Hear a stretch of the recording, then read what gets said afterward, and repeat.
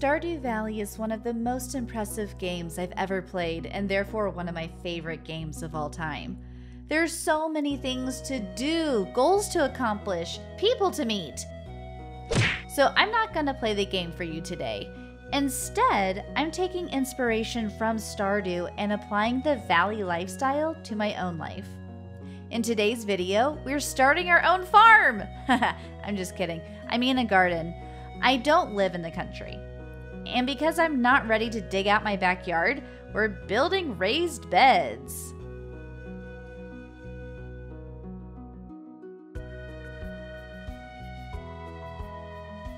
Now, in Stardew, you inherit your farm from your grandfather and use it as an opportunity to start fresh and live a different life outside a call center. I'm not in that same situation anymore, but I am taking this opportunity to learn and grow and, distract myself from my own problems by creating new responsibilities. When you start your farm, you have 7 tools. The only one on this list that I have is a watering can. But spades are like mini hoes, right? I ordered the raised bed kits off Amazon from Green's Fence Company. Links in description below. And I got a hose and a couple of spades and a lot of dirt and plants from Callaway's Nursery and from Lowe's.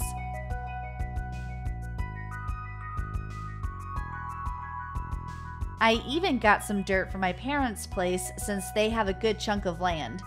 We transported the dirt in giant dog food bags, so just don't get confused when we get to that part. I've wanted a garden for a long time, but I never really did anything about it. Sure, I had a plant or two, but this year I went plant crazy. Not only did I build 4 beds for the Stardew garden, but I also got more indoor plants. More on that in a later video. While it may look like I'm just dumping dirt into the beds, there's actually a system in place. First, I poured a layer of soil that mostly has clay in it from my parents' place. Then in goes the layer of sandy loam to help with drainage. Then a layer of dead leaves to act as a sort of composty type layer. And then I poured in layers of gardening soil that I got from Callaway's and Lowe's on top. I promise this is not a sponsored video. Clearly, building a garden in real life, outside, is much harder than the actions taken in Stardew. Granted, I did make it a bit more complicated than just hoeing the ground by building the beds and dumping the dirt into the beds and moving everything all around. But this is to allow me the flexibility in moving the garden around the yard if I want to, or just getting rid of it one day. When I first dreamed up this idea, I thought, I'm gonna plant all the plants that Stardew makes available in the right season. This is gonna be so fun. I mean, it has been fun, but I was so wrong.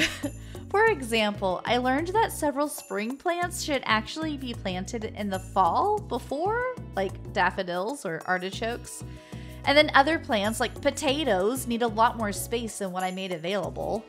But thankfully, you'll get to follow along and see my mistakes and victories. So here are the only plants you can plant outside in Stardew for the spring. The ones I was able to plant are garlic, kale, potatoes, and strawberries. Now you can also forage in Stardew, which is probably one of my most favorite activities, specifically harvesting the spring onions. We're gonna go give gifts to people, but on our way to give gifts to people, we're gonna look for spring onions because that's all I live for here in Stardew Valley. To be completely honest. Spring onions? Spring onions! Oh my god, look at how great this is! Ironically, the first plants I actually planted in the beds are snapdragons. And snapdragons are not represented in Stardew. Listen, it's fine. Honestly, I knew I couldn't plant daffodil bulbs since it was already too late in the year, and I wanted to have flowers. I saw these and I thought they were cute.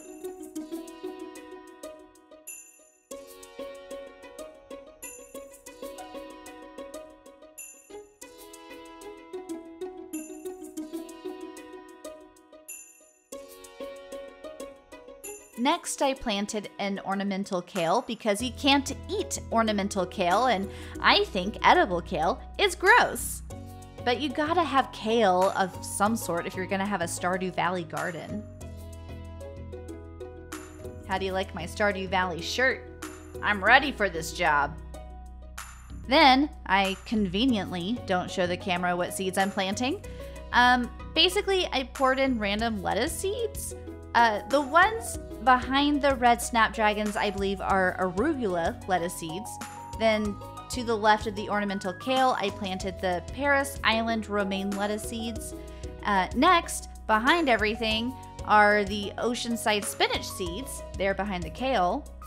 And then finally, the farmer's market lettuce seed blend in the far back left corner of this tiny little bitty baby box.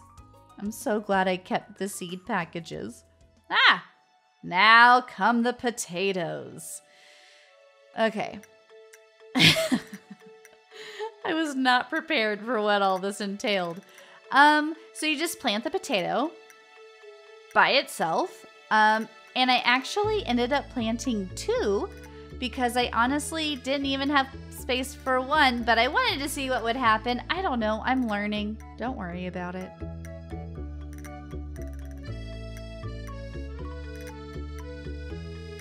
Oh, yeah, I also didn't have like a tag or anything to show where I had planted stuff, so I used those boxes to help me remember where I put the potatoes. Then I started planting the garlic. I don't know why, but I was surprised that I was just straight up planting garlic bulbs. Honestly, I don't recall ever planting garlic, so like growing up. So I thought you just planted like a clove of garlic, not the entire bulb. But this is why I'm doing this garden, to learn more about the Stardew life and how it works. Oh, I planted 3 bulbs because I was feeling feisty. And then the watermelon. I wanted to get a jump on summer and wasn't really sure about what kind of melon to plant, so I settled on a watermelon. Plus, the store had a watermelon plant, and I got super excited about it. Oh, this one is called a crimson sweet watermelon. Then I planted a row of carrots, about 5 spots.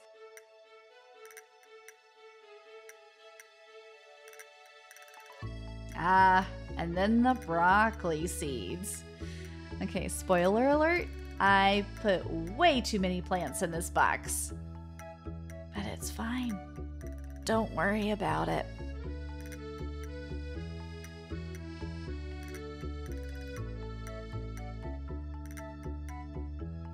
Now, in this box, I started with this lovely cucumber plant, known as a purpless.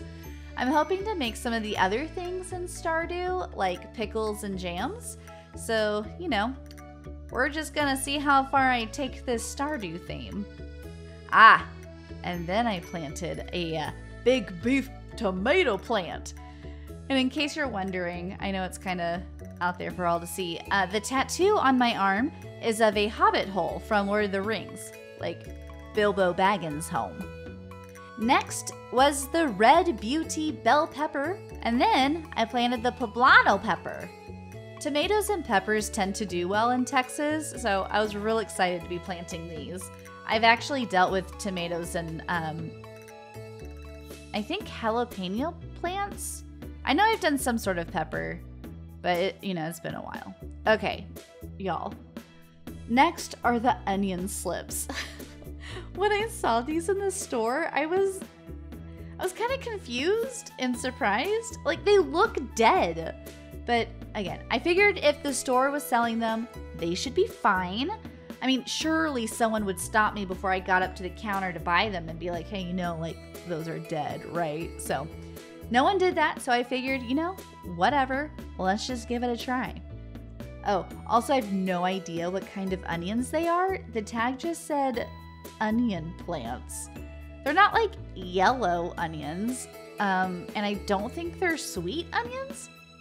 So I guess they're just generic white onions? They're definitely not red onions.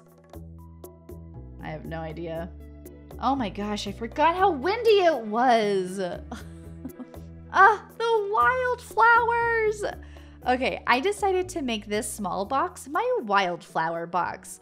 I have several different kinds of seeds, several different blends of seeds. The first ones I'm pouring in there are the California Poppy blends. And then I'm opening up just another packet of poppies, but these are, I think, golden poppy seeds.